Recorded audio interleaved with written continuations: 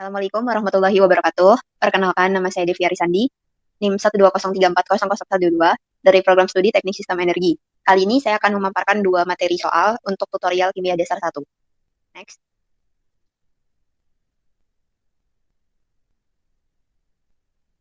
Oke, di soal pertama ini, kita mempunyai soal sebagai berikut, yaitu yang pertama untuk mengangkat sidik jari dari TKP, larutan perak nitrat disemprotkan pada permukaan untuk bereaksi dengan natrium klorida yang ditinggalkan oleh keringat.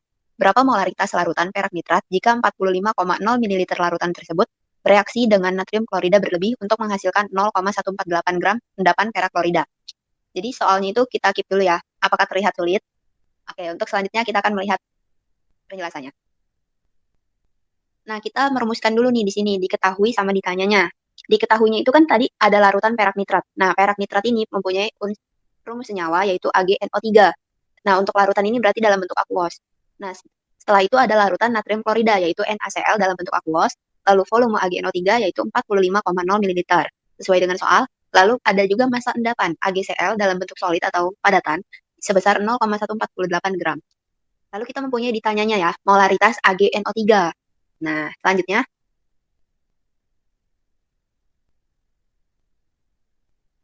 kita mempunyai persamaan kimianya, yaitu AgNO3 aquos ditambah NaCl aquos akan membentuk AgCl solid ditambah NaNO3 aquos. Nah, untuk mendapatkan si AgCl dan NaNO3 ini ada cara reaksinya tersendiri, yaitu si AgNO3 ditambah NaCl dalam reaktan kan kita pisahkan menjadi senyawa ion. Jadi Ag3+ ditambah 3NO-, lalu si NaCl-nya itu jadi Na+ ditambah Cl-.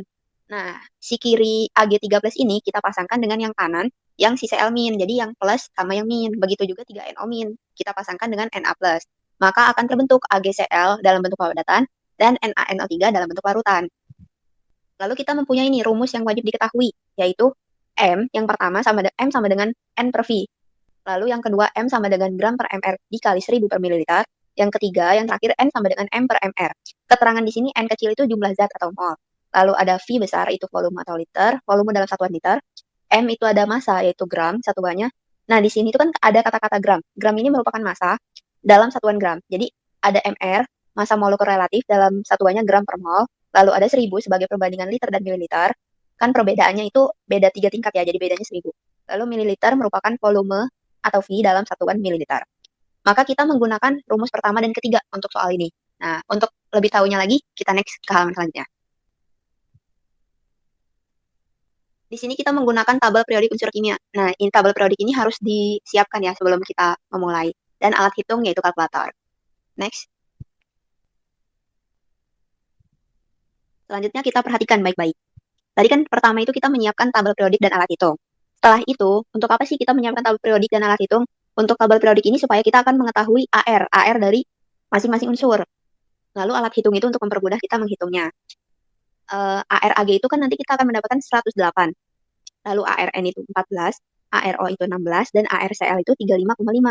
Nah, untuk apa sih kita mencari si AR ini? Tadi kan kita mengetahuinya itu massa endapan ya, massa endapan si AgCl. Maka kita mencarinya itu dari situ. Si AgCl-nya itu kita sangkut pautkan dengan rumus yang ketiga, yaitu N sama dengan M per mR. Nah, si M-nya itu kan kita udah mengetahui. MR-nya ini kita cari, yaitu dengan menjumlahkan si ARAG dan ARCl, yaitu 108 ditambah 35,5 sama dengan 143,5 gram per mol. Lalu kita masukkan ke rumusnya, yaitu N sama dengan M per mR sama dengan 0,148 gram dibagi 143,5 gram per mol, kita akan mendapatkan 0,00103 mol. Nah, di sini itu kan kita mendapatkan NC AgCl ya, mol AgCl. Nah, apa sih hubungannya dengan mol AgNO3? Kita lihat lagi di persamaan kimia. AgCl sama AgNO3 ini masing-masing punya koefisien 1. Jadi, dengan asumsi yang sama, koefisien yang sama, maka boleh diasumsikan kalau misalnya molnya itu sama antara reaktan sama produknya gitu. Kan reaktan itu menghasilkan suatu produk yang sama kan berarti. Tuh. Habis itu didapatkan dari perbandingan tersebut, maka kita mendapat mol AgNO3 yaitu 0,00103 mol. Oke, selanjutnya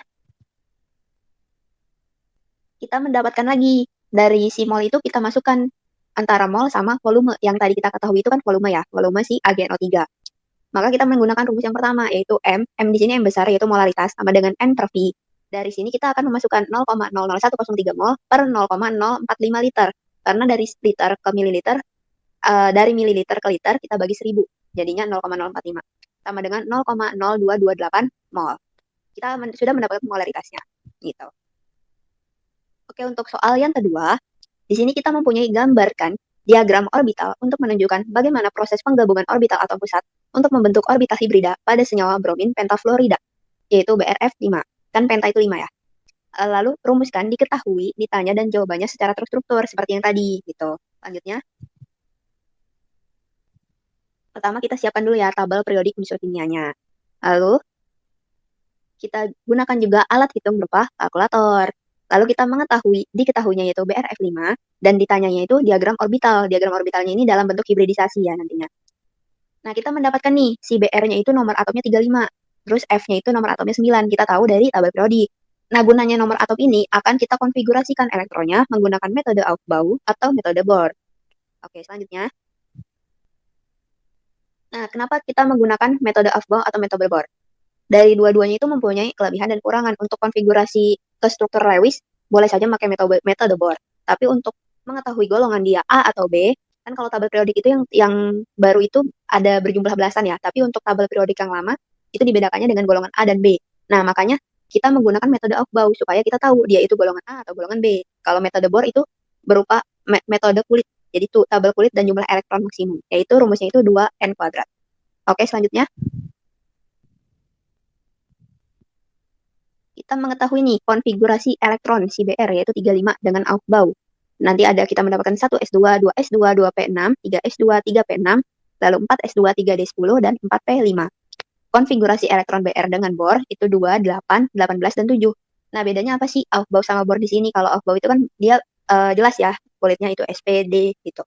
Nah, SPDF-nya itu punya masing-masing maksimum, yaitu S itu 2, P itu 6, D itu punya maksimumnya 10, dan F itu 14. Untuk konfigurasi elektron Br dengan Bohr, itu ada 2, 8, 18, 32, dan seterusnya. Nah, untuk si F sama dengan 9 ini juga sama ya, 1s2, 2s2, lalu 2p5. Untuk yang Bohr juga sama 2 sama 7. Dari sini kita mendapatkan elektron valensinya, yaitu 7 dari masing-masing Br dan F. Untuk mengetahui elektron valensi dari metode Aufbau, kita menggunakan satu atau dua suku terakhir. Nah, di pengecualian, untuk si Br ini kan dua suku terakhir itu D dan P. Sementara dalam Aufbau itu kita mengenalnya S, SP, dan SD. Nah, untuk S dan SP itu kita golongkan dalam golongan A, lalu SD itu dalam golongan B. Dari sini kita akan mengetahui nih, 4S2 sama 4P5, makanya 2 tambah 5 sama dengan 7, berarti itu elektron valensinya. Untuk Bohr ini kan bisa dilihat ya dari paling suku terakhirnya ya, 7 sama 7. Untuk yang F juga sama, 2S2, 2P5, berarti elektron valensinya 7. Oke, selanjutnya.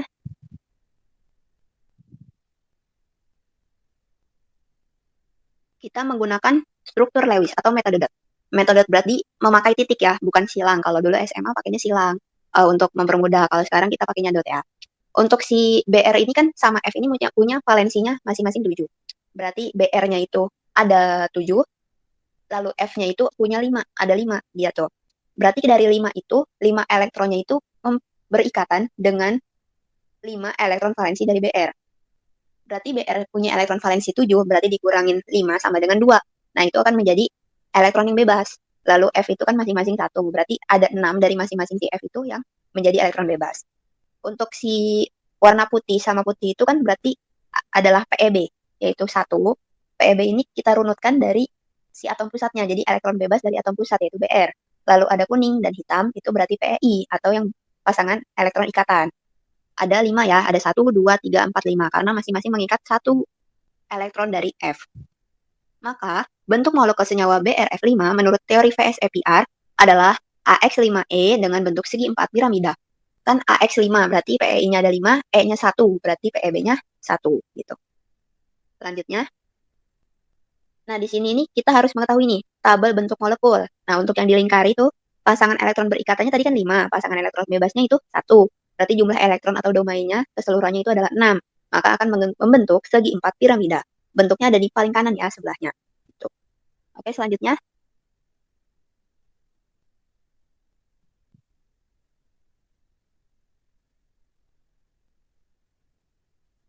Nah, kita mengetahui nih diagram orbital atom Br sampai subkulit D. Maka kamarnya ada 3 jenis. Diingatkan kembali untuk materi bilangan kuantum. Bilangan kuantum itu kan ada bilangan kuantum utama, azimut, magnetit, dan spin. Jadi kan si BR itu kan tadi ada S, P, dan D, makanya kita mempunyai 4S, 4S, 4P, dan 4D. Nah, di sini 4S itu punya satu kamar, 4P itu punya 3 kamar, dan 4D di sini itu punya 5 kamar. Kenapa dia punya satu kamar, 3 kamar, dan 5 kamar? Karena 4S itu kan 0, dari 0, berarti sendiri. 4P itu dari -1 sampai +1, 4D itu dari -2 sampai +2, makanya ada 5, gitu. Lalu di sini kita perhatikan ya, cara untuk mengisi kamar-kamar ini dengan elektronnya. Yang pertama kita isi dulu di kamar S. Kita isi di kamar S. Habis itu kita isi sampai penuh di kamar S yang kedua. Nah, habis itu yang 4P yang pertama kita isi, lalu 4P kedua, 4P ketiga, lalu kita isi lagi sampai penuh. Habis itu kita bisa lihat nih di sini, 4S ini kita penuhin dulu ya untuk yang sebelah kanan, lalu 4P, 4P, dan kita eksitasi ke 4D. Ada 2 yang tadi. Nah, kenapa kita harus eksitasi? Karena untuk supaya si kulit D-nya ini terisi. Karena kan pas tadi kita konfigurasikan masih ke D ya, dari S, P, dan D. Makanya D-nya itu harus terisi, makanya kita pindahkan. Gitu. Setelah itu, si atom BR-nya itu, satu atom BR-nya itu akan mengikat 5 atom F. Pengikatan ini dapat berlangsung dengan dari yang tadi kita udah eksitasi 2 elektron itu di subkulit D dari subkulit P. Nah, maka kita akan mempunyai 5 elektron dari 5 atom F ini memiliki orbital 4D dan 4P dan 4D. Nah, seperti ini nih. Akan terbentuk orbitalnya itu 4S, 4P, dan 4D. 4S-nya ini kan kita punya satu kamar, 4P-nya itu ada 3 kamar, dan 4D-nya itu ada 5 kamar. Setelah itu kan kita isi tuh, kita isikan. 4S-nya ada 2 yang terisi, 4P-nya penuh, dan 4D-nya 2 doang yang penuh. Makanya kita mempunyai bentuk molekul senyawa BRF5 menurut teori hibridisasi, yaitu bentuknya akan sp3d2. Jadinya SP-nya kan penuh ya, 3, D-nya 2 yang penuh. Oke, selanjutnya. Nah, kita mempunyai kesimpulan. Kesimpulannya di sini itu kita akan didapatkan bentuk segi 4 piramida karena satu orbital sp3d2 digunakan untuk menampung satu PeB dari Br sebagai atom pusat. Jadi kita mempunyai bentuk segi 4 piramida. Oke, selanjutnya. Selanjutnya ini adalah ucapan terima kasih atas perhatiannya. Semoga dapat dipelajari dengan baik dan jangan lupa untuk mengulang kembali materinya. Sampai jumpa kembali. Wassalamualaikum warahmatullahi wabarakatuh. Terima kasih.